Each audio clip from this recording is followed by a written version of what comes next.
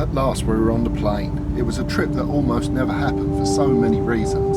So many stumbling blocks throughout the process of trying to organise everything. And even at the airport, the staff at Delta Virgin managed to get us on the plane at the last minute when it was all going wrong. And I can't thank them enough for that. But finally we were on the plane. We could relax and start getting excited about the trip.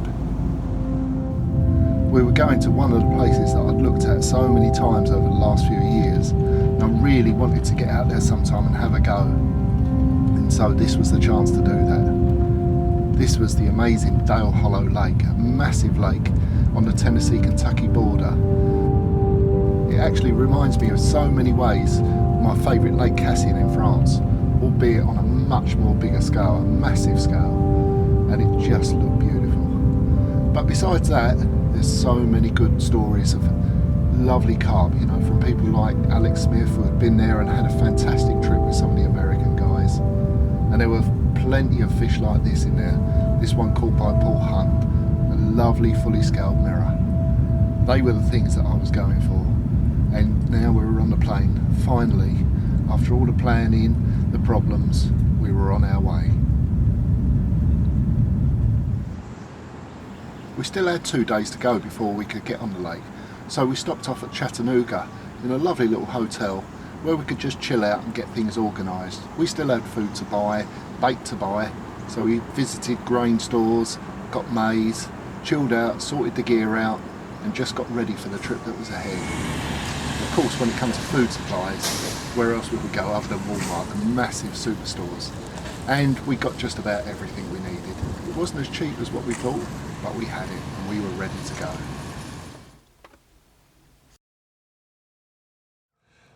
Well, this is America, and that out there is Dale Hollow Lake. Almost 28,000 acres of crystal clear water, and it is absolutely stunning, believe me. But better than that, it's absolutely full of carp, and many of them are fully scaled mirrors. That's what makes this place, or one of the things that makes this place so very, very special. So, this is going to be a trip of a lifetime, and I'm going to enjoy this so much. Now, we've flown to America, and flying brings with it its own problems. Can't bring bed chairs, couldn't bring a bivvy. We've got some stuff sent out in advance to Big Dave Moore at Big Carp Tackle, and thanks very much to him. But they do things different in America. No bivvy this time, but what we have got is one of these over here. And that is our houseboat for the trip. Rented from Eastport Marina, air conditioning, fully equipped kitchen, bedrooms, and also a platform at the back to put the rods out on. So we're going to be moving around, finding a swim, and literally fishing off the back of that. It's going to be amazing. What a place. What an adventure, and it's only just beginning. It's going to be great.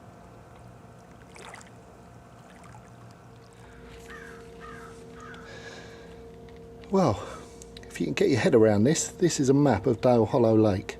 And as you can see, there's arms and creeks going off in all directions, and it really is a sprawling venue.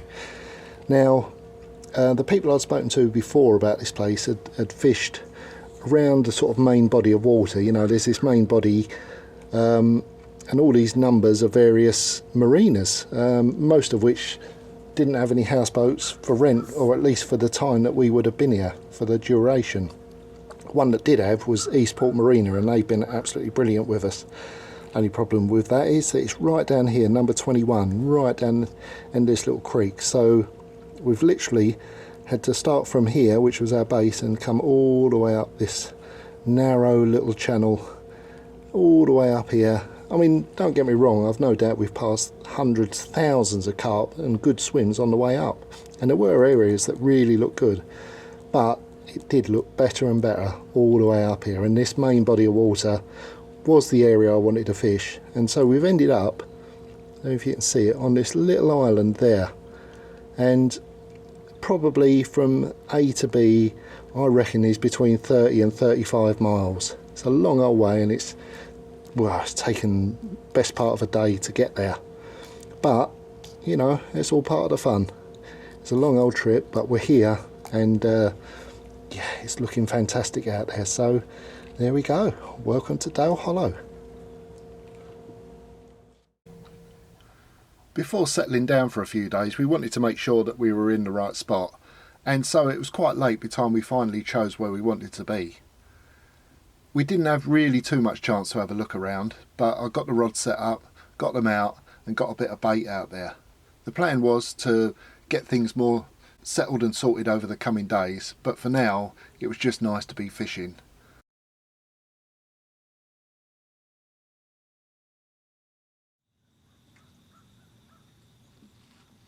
It was just lovely waking up to a sight like this on the first morning.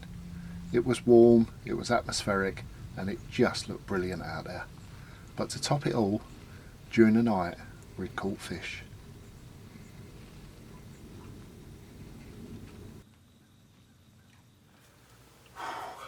Well, quite a hectic start actually. I wasn't expecting this at all. I thought we might have to put, but everyone told me we had to sort of put bait out and then wait a couple of days for the fish to move in. And well, I put the bait out and they moved in straight away. Because I think it was 6 bites. Yeah, we had 6 bites. Had 4 and lost 2. Well, one sort of fell off on the take. Another one round a tree stump or a rock. And the rest were landed. And but yeah, this is what our hollow's famous for, these heavily scaled mirrors. And well, we've had 1 common and the rest have been mirrors. And just look at that. What a beautiful fish. In fact, they're all beautiful. Not big, but I know there is plenty of smaller stamper fish in here, but there's every chance that the bigger stamp will come along. But it's been a brilliant start. It has been absolutely brilliant. What a way to get off the mark. Fish like this lovely fully scaled mirror. Well, the times I've been to America, it's basically all commons, and so it's refreshing to fish a lake that actually seems to have more mirrors. But out of the 6 bites last night, this was the only common, so I've got the usual American common. I mean, it's a cracking fish. They're lovely fish, these, but yeah, I've got to say it's not as nice as the fully scaled mirrors, but there we go.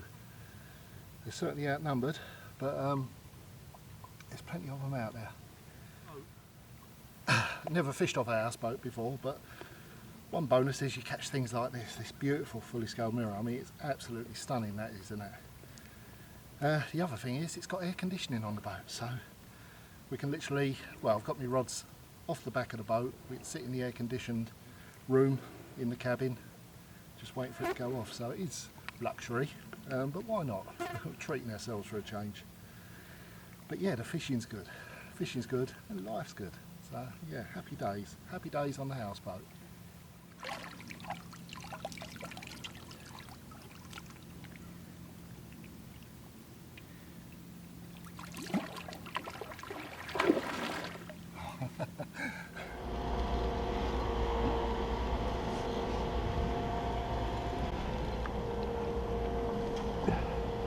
Well, we moved in here yesterday. I think we might have to bait up for a few days and get them going.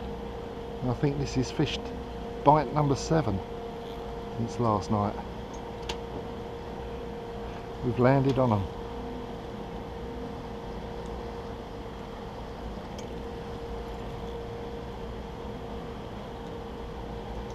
Catching them in the shallower water last night by that bottle down there. And they've moved out a bit deeper now the sun's come up. Last 2 takes have been on this rod.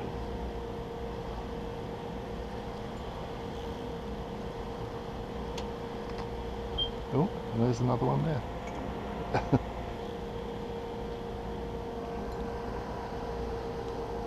Thank you, Joan.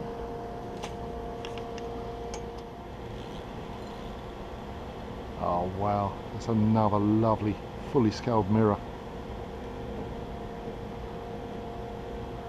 1 common, the rest have been mirrors. Look at that. That's beautiful.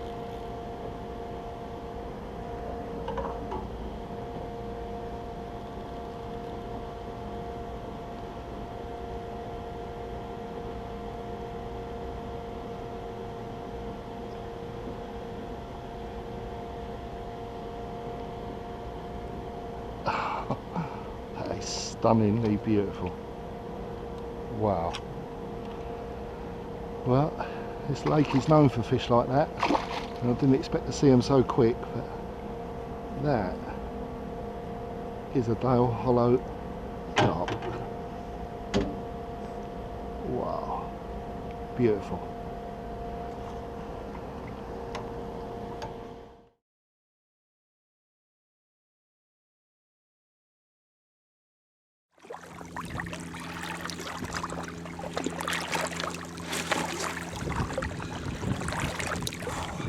Well, this has got to be one of the longest carp I've ever caught. Nice afternoon surprise. Sun's just going down now. It's lovely, absolutely lovely. But it's been a roasting hot day. But out in the deep water, this one went off, and I mean, it was a mad run when it went, and a good fight. But the length is incredible. 34.5. So we're in amongst the good ones, but that is so long and mean. That is a proper lean, mean fighting machine. What an incredible carp, eh? Whew. There we go. We're getting bigger all the time. Still only first cut here, isn't it? We're at about 8 bites now, and well, they are getting bigger. This is the sort of stamp of fish I was hoping to get amongst. But imagine if that dropped a belly, as they say. Don't think it ever will. This is a long male fish. But yeah, cracking, absolutely lovely. There we go, American common. Right.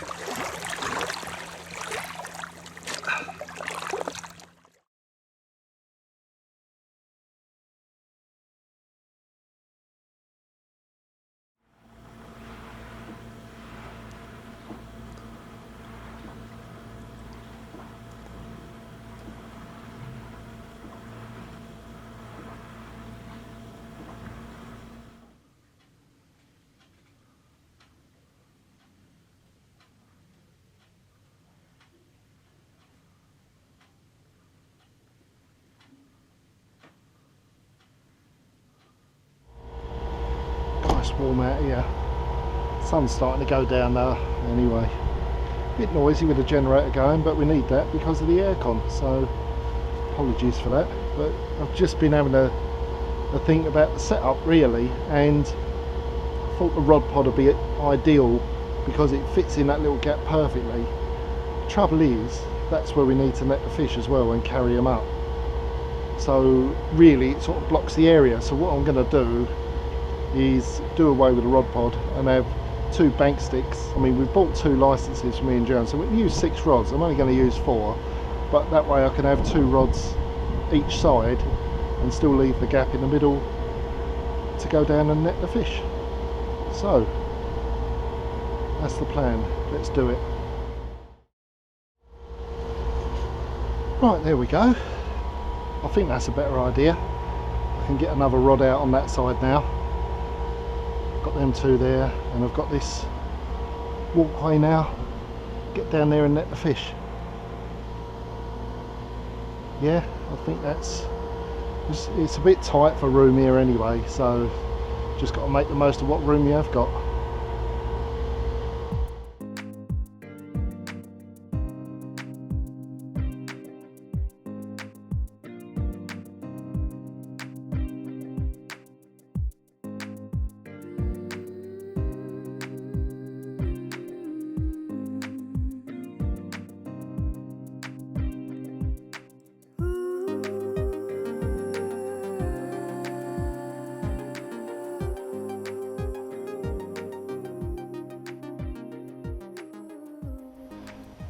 Give you a quick little tour of the boat because it is a bit special. This gas barbecue there, big cool box supplied, but that's just where I keep the boilies and the maize. Sweet corn there. This is what we brought the food up in, but that's now soaking all the maize.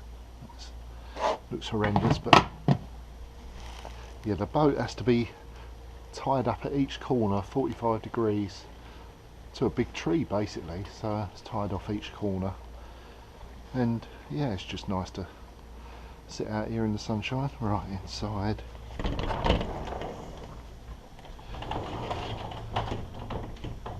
big table here that's Fred's wife painted that. It's brilliant. That's my little steering wheel, and the daytime sitting arrangements. Joan hiding around the corner. The fridge, plenty of room for everything, and that's the maize cooking. Bought that tub out of Walmart's and cook 1 or 2 of them every day for the maize. And then bedrooms, there's a bedroom there, that's just where we're keeping all of our stuff. 2 toilets, his and hers toilets. There's actually another showers in there, toilet down there. Another 2 bedrooms down there, one each, and another bedroom there. And then we come to the back of the boat and voila, that's the fishing station. Just keep a few bits at the ready at the back there, otherwise that's where all the action goes on. So yeah, it's perfect. We can pull up to the bank there and fish off the back here.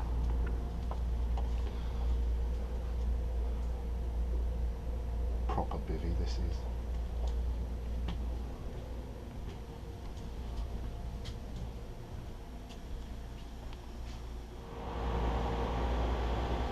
The sun's just gone down.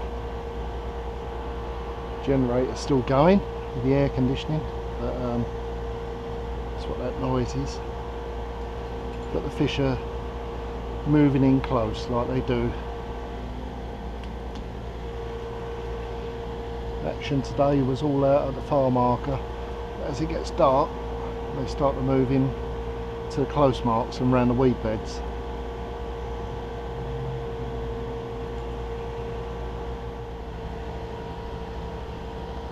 Yeah, it's a common. Most of the better ones have been the commons.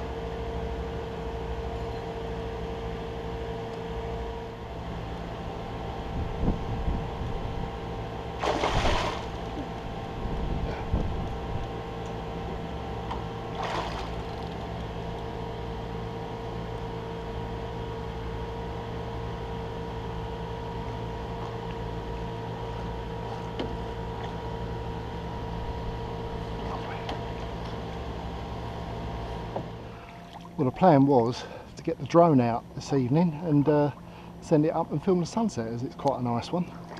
But we've just had 2 takes within a couple of minutes, and there's bait to get out. So there we go. I'm out in the kayak. The houseboats actually come with 2 of these kayaks, and they're quite stable actually. And although I'm casting from the back of the boat, getting the bait out ain't so easy. So I've just got 2 markers. As you can see, just a bottle with a bit of electric tape and a bit of reflective tape round, and I just come out each evening in the kayak. You can see it's only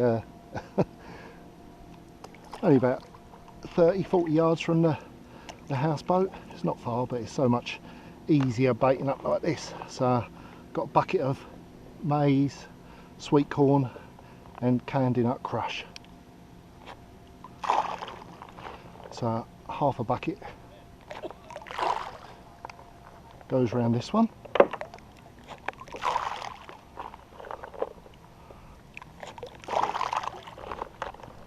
Always run the risk of getting run over by bass anglers. And this one's a little bit further out. I mean, the basic plan was to have 2 enclosed just over the weed and 2 a little bit further out. In actual fact, they've both been producing well.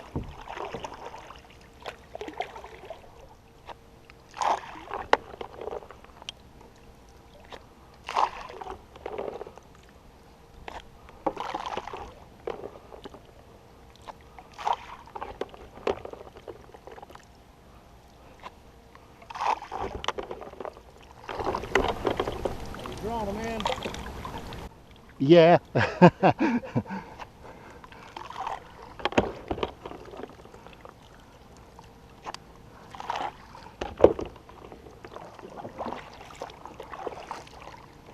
There we go, job done.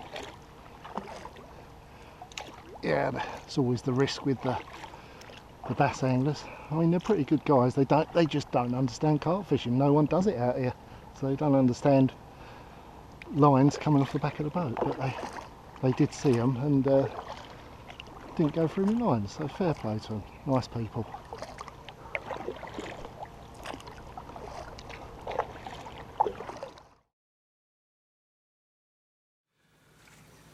These are obviously very naive fish here. Most of them will never have seen a carp angler before. You know, there's very few people who have actually carp fished this lake, which is still amazing considering what's in here. But that's a dream situation for us. But what it means is, like, tackle basics are exactly that. You know, it needs to be kept pretty basic really, just strong, sort of reliable gear that's going to land fish. I mean, you can see from around the bank, well, there's a few big weed beds actually in the lake, but on the bank there's quite a number of sort of tree stumps, lots of rocks. A lot of this bank is sort of made up of like a sort of slate type rock, and that goes obviously off into the lake, and there is some sharp edges. I thought I might get away with just basic sort of 20-pound mono, but I did get cut off on that, so I've basically gone to a big leader, which I should have done in the first place really, but there we go, 60 pounds mono leader. And you know, it might sound a bit over the top, but you know, it's what you need here. It's better than being cut off. You know, not about a 10 metre length, 10 yard length of 60 pound leader. No tubing or anything, because that leader is so thick. So that just goes straight to a 4 ounce inline lead. Again, a nice strong coated hook length, 25 pound, but that's perfectly fine for here. Strong hook, I've got a brute size 4 on there, lovely and sharp, lovely and strong, which is perfect for here. And a candy nut snowman. Now, I haven't actually used the candy nut boilies before, but I like the instant action range. I've always done well on them. Coconut cream, tangerine dream. But as a rule of thumb, in America, what I found is sweet and yellow, something like that works very well. And the candy nut crushed boilies, I mean, they smell gorgeous, they really do. And I've always wanted to use them, and this is actually the first time, and they're brilliant. They're absolutely brilliant. So, well happy with them. The carp absolutely love them. They absolutely love them here. And to go with that, yellow maize. I've got loads of maize here. You know, it's been a trip where we've had to literally sort everything out as we go. So we had to find a grain store and buy 2 50-pound sacks of maize, which we've, you know, luckily we've got the boat, we can cook it on the boat. You are allowed to have fires on the bank here, small fires, which is amazing, not like France. So the plan was to actually, I bought a big pot and I was going to cook the maize up on the bank every evening, start a little fire.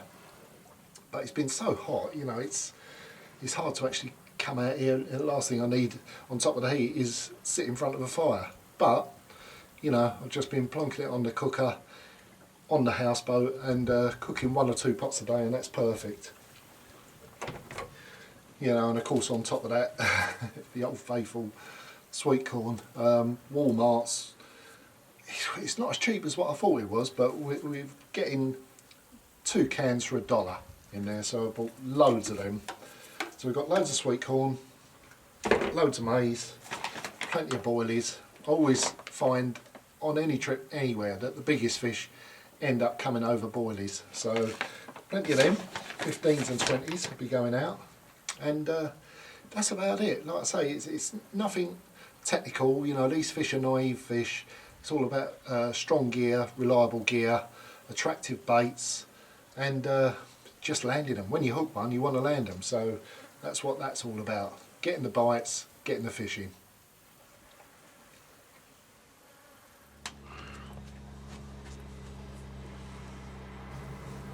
I could of course have set up on the bank, but it was so nice to actually do everything from the boat.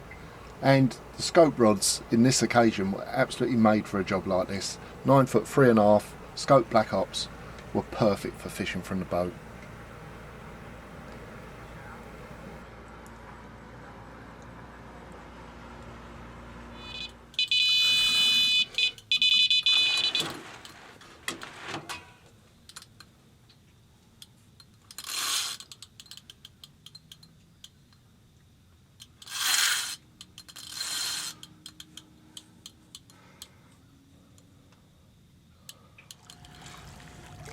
different sort of day today. It's actually just clearing up, but it's not as hot, and there's a bit more cloud about. It's really nice actually, a little bit cooler, but the fishing's still the same. Plenty of fish, plenty of scaly mirrors still. This lovely one was £25 and another one £18 below. And yeah, it's really nice with the slightly less oppressive heat, as it is really hot here when the sun's out and it's beaming down. It's high 30s, but now it's sort of probably high 20s and very pleasant. So there we go, just wanted to show you these two quick before I put them back. Another day of scaly mirrors by the looks of it.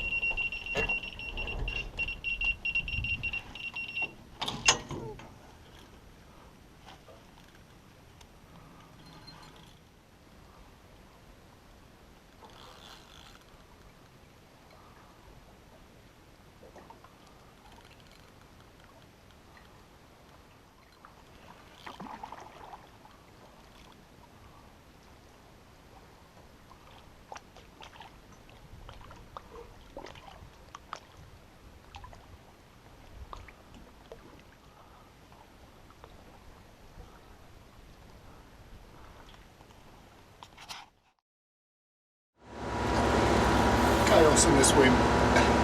Just had this one £24. Joan's in behind me.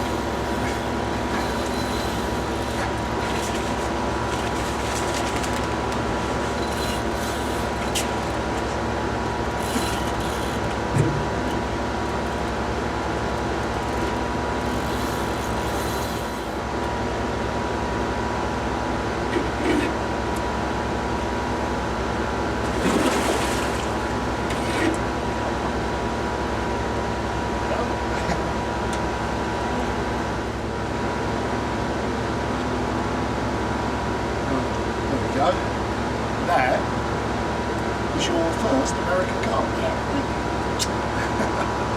Happy days.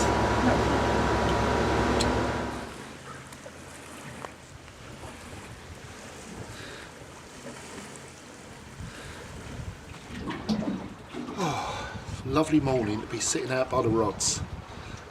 Really sort of carpy morning this. First morning it hasn't been too hot to do it really. So it's lovely, yeah. Nice cup of fresh coffee. When in America, gotta have a cup of coffee, ain't you? So there we go. And yeah, actually, while we was in the marina before heading off, they gave us a few leaflets and a couple of magazines. And this one in particular is really interesting because it gives a bit of the history about Dale Hollow. And last year, 2018, was actually the 75th anniversary of Dale Hollow being created, because it is a man-made lake, it's not a natural lake. And like many of the big sort of reservoirs that we know across Europe and beyond were made by damming a river or stream and flooding the surrounding sort of area, and that's exactly what's happened here. There were villages, Willow Grove I think was actually a village at one time before it had to be evacuated, and yeah, it got flooded, and you know, to form the lake that it is today, all the trees had to be chopped down and various other things, and you know, it describes all of what happened. It's really interesting, you know, there was quite a few people actually died in the creation of this lake, you know, either falling from scaffolding or, you know, machinery, and so yeah, there's always a dark side to every story, but you know, it's an incredible sort of project, and you know, having seen places like Shantycark in the Orient, which are all similar, albeit a smaller scale, it's amazing what gets created. And you know, the Americans are all about enjoying life, you know, and so there's not the restrictions of some of the European lakes. You know, here there's marinas all around the lake, you know, you hire houseboats or other sort of craft like this. You know, there's certain rules and regulations, but basically the main thing is get out there and enjoy yourself. So that's what we're doing. You know, you just get a houseboat, go wherever you want, pull up on the shore, and yeah, I mean, how lovely is this? And yeah, I mean, it is an incredible story, this lake. You know, it's ended up being, I think at full capacity it's 27,700 acres of water, which is amazing, isn't it? And the way the lake is actually set out, it's so interesting. You know, there's so many different places, areas to explore, and it's just full up with carp. You know, it's pretty amazing, really, that, you know, you speak to some of the guys out here. There was a bass angler the other day, and, you know, of course, bass is everything in America, and we were just landing a carp, and he said, "What is that?" And we said, "Oh, it's a carp." And he said, "I don't even know what that is." And he said, "But it's big." And so there we go. It's almost like they're in denial that carp are here. Thankfully for us, for me, there's a lake full of beautiful carp. And at the moment, as far as I know, there's not another carp angler on the lake. I'm the only carp angler, well, me and Joan, we're the only carp anglers on nearly 28,000 acres of water. Incredible, really. Just think about that. 28,000 acres, millions of carp, loads of them fully scaled mirrors. And at the moment, we're the only ones fishing for them. How good is that?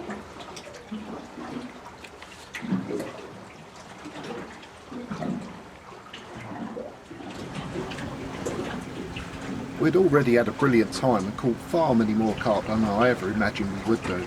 But the action had started to tail off a little bit. We were still catching, but a lot less than we had done.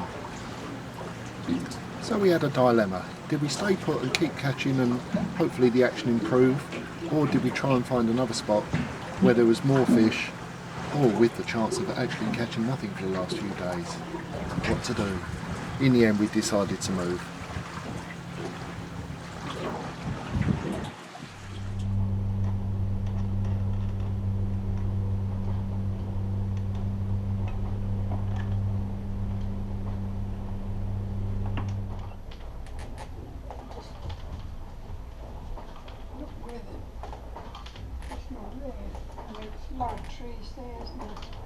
Yeah, there looks like 18 here.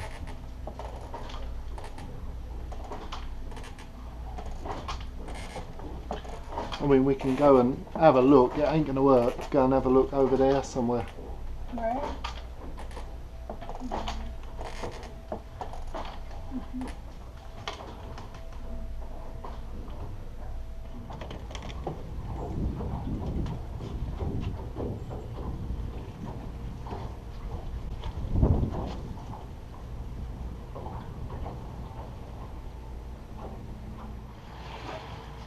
Oh, that was hot work, but this is our new swim and it looks quite nice. It's another island and got this point coming out here which hopefully will keep most of the boats out there away from us in the middle, but obviously that point is a nice feature going off there, so certainly have a rod off that point. Looks good. And the other side, again, it's a nice weed all around the edge here, fished just off of the margin going round there, so a couple of nice interception points. I'm sure there'll be fish. I don't know if there's fish here, you know, we won't know until get the rods out and try, but it looks good anyway, and it's nice to have a change of scenery for a few nights. So well, this is it. This is home, I think, for the next 3 nights, so we'll see how we get on.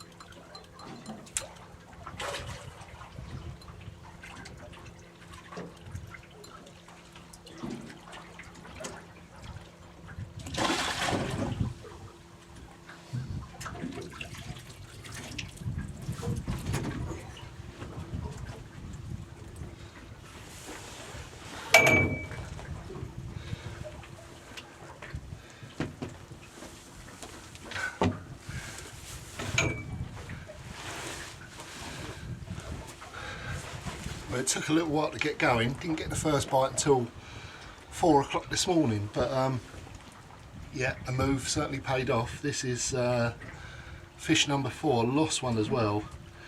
And I was trying to land a fish and one of the other rods went off, and eventually got round a rock and cut off. Unfortunately, that one, there is all sorts of rocks and things out there.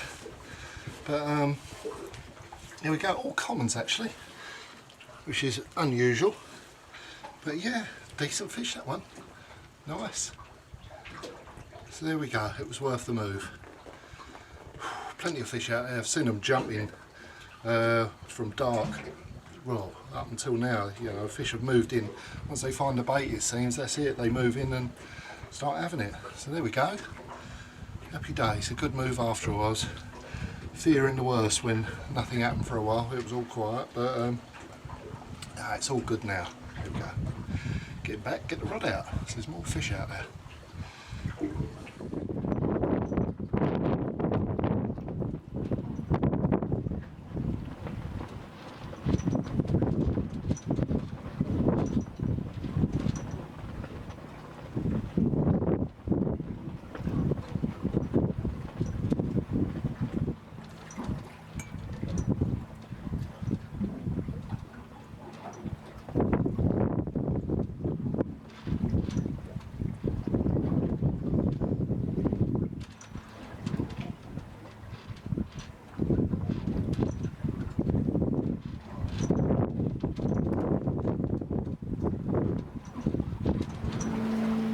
One thing I do get asked an awful lot, especially when it comes to big lakes like this one, is about fish location and how I actually choose a swim, an area to fish. And you know, it's a fair point. I mean, I'm sure on here, all these little nooks and crannies and gullies, most of them are whole carp, but you know, there's certain things that I do look for. And for a start, I mean, the basics for me choosing to swim on here this time were, one, I wanted to fish the big area, big open area of the lake, and so, you know, there's a lot of it obviously, but we're here in the big open area. And depths are always important, depths are really important, and I wanted an area where there were sort of 20 or 30 foot depths, not too far from the bank. I mean, we're basically mooring the boat up to the bank and casting off the back, so I didn't want to be sort of fishing 100, 150 yards and all that, you know, boating out. I wanted somewhere where it was a nice easy little flick, if possible, you know, this is in an ideal world. And the other thing is sort of features, and one of the features I was looking for was weed beds. Carp always love weed, the food is around it, and so yeah, put all that together, open area, decent depth and a bit of weed. And here I found that, you know, it's an island, but around the edge of the island, particularly this side, there's a nice band of weed, drops off nicely, and so this is what we chose, you know. And they come and go, you know, shoals of fish, they're quite hungry fish and they come and go. But what I've got is the basic area that when the fish do come, it's an area they're happy to feed in. There's weed here, so they're looking for food in this general area, and they like the bait I'm putting out anyway. So that's basically it, you know, this area fulfills all the sort of criteria I'm looking for in an area, and as it happens, the fish are here. It's not the end of the world if I set up on a spot and there's no fish here and they don't come, you know, I just move to another spot. But, you know, on this occasion I've got everything right and the fish are here.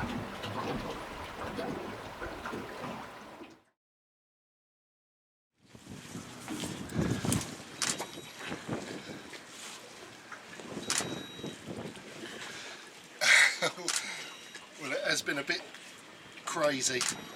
There's literally, I've just got one down in the net there as well.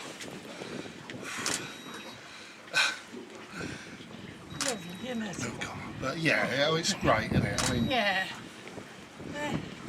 That's nice. Okay. All right. Happy with this one, right? well, actually, that was my one, and this was yours. Yours was the bigger one, but which one did I hold? It's easier for me to lift. Yes. Great trip, eh? It's lovely, yes.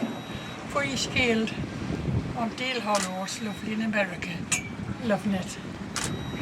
Had a great time, haven't we? Yes, we had a fantastic time in the boat. Okay.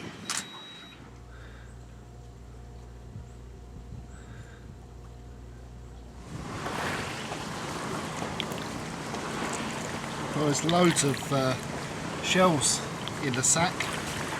It's only been in there for 10 minutes while we sort the cameras out. But yeah, that's certainly what they eat. That's their makeup. Strange, but very nice. Bit of a banana carp. But they're lovely things, these fullies.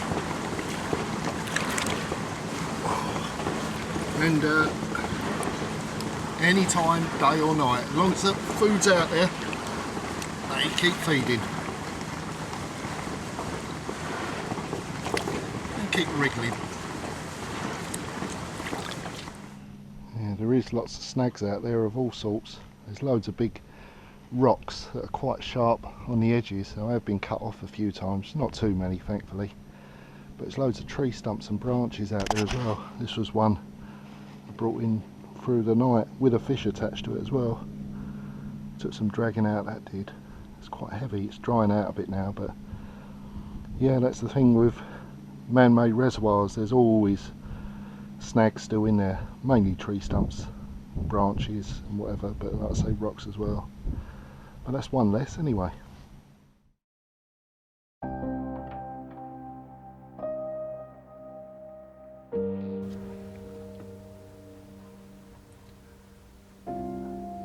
The only downside to any of these trips is that time eventually runs out.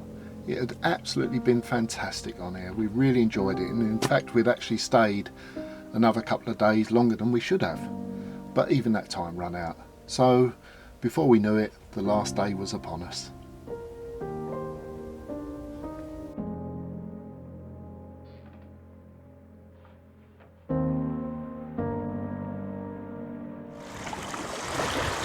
One last lovely fully scaled mirror. I'll tell you what, there can't be a lake in the world that's got as many fully scaled mirrors as this place.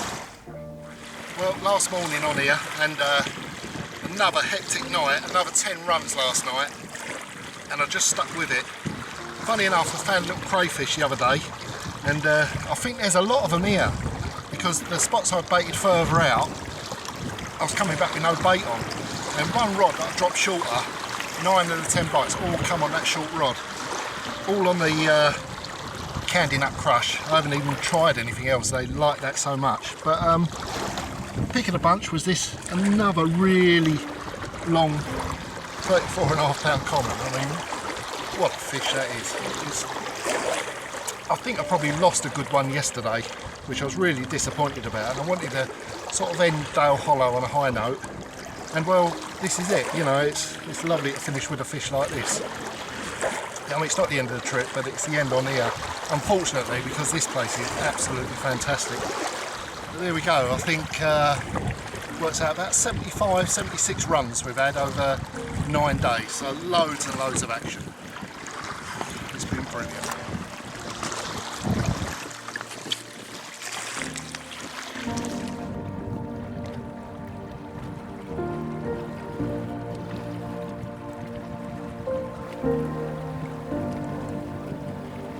It might have been the end of the fishing on Dale Hollow, but it certainly wasn't the end of the trip. We'd arranged to drive up to Chicago to meet up with Dave Moore and Wayne Boone, two good friends that we've known for many years. And we was looking forward to not only seeing them, but doing a bit of fishing up in Chicago and meeting some of the other guys up there. We had plenty still to do.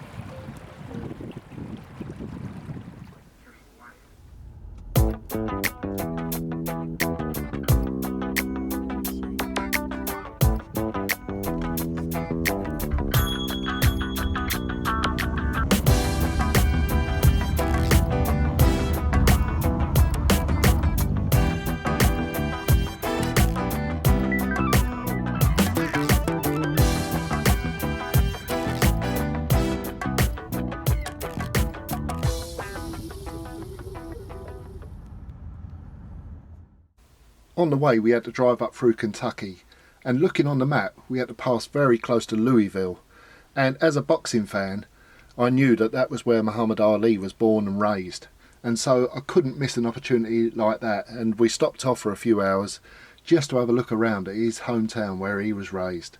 It was brilliant, and it brought back so many memories of great fights of his from the past. We were looking around for anything that bared his name, and then we came across Muhammad Ali Boulevard. So I had to have my picture with that. Fantastic times, fantastic memories. And from one carp angler who's a huge boxing fan, it was nice to spend a bit of time in the hometown of a boxer who looks like he also did a bit of fishing in his time as well. We had a long way to go, so we were soon on the road again. And what interesting roads some of them were.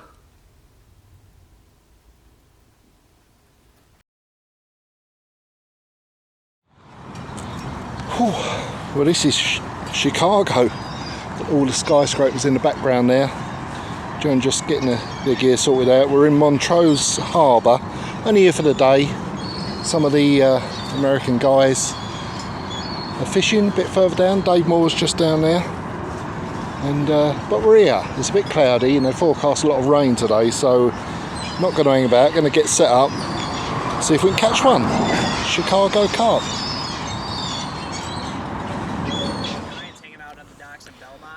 It was a tough call. Montrose Harbour is part of the huge Lake Michigan, 14 million acres in size. But it wasn't long before we did see a carp on the bank.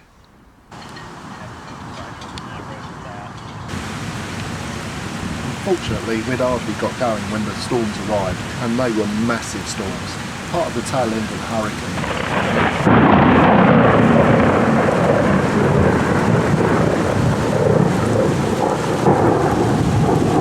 It was plain to see that any fishing was going to go out the window. Huge weed beds were wiping us out, and fishing was impossible, so we called it a day on that.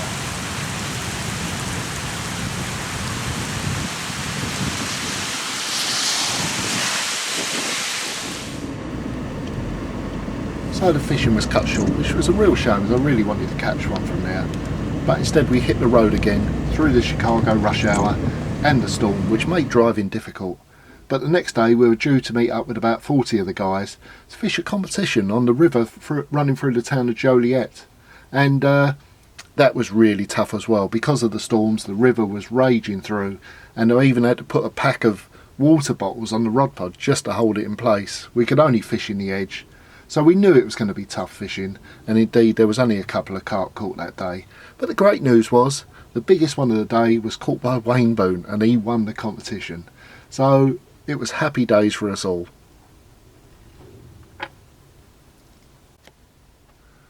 Although it had been difficult fishing, we'd really enjoyed our time up in Chicago, meeting some fantastic people. Everyone had been so friendly all the way through.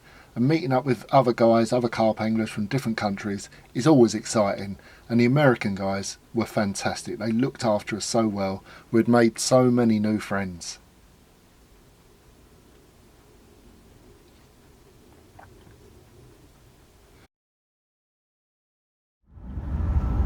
In a half mile, keep to the right on I-65 South I-70 West. Unfortunately, this really was the end of the trip this time. We had a long 10-hour drive back all the way down to Atlanta, leaving the storms behind and heading back into the warm sunshine. And before we knew it, we was back at the airport, waiting to get on the plane back to rainy London.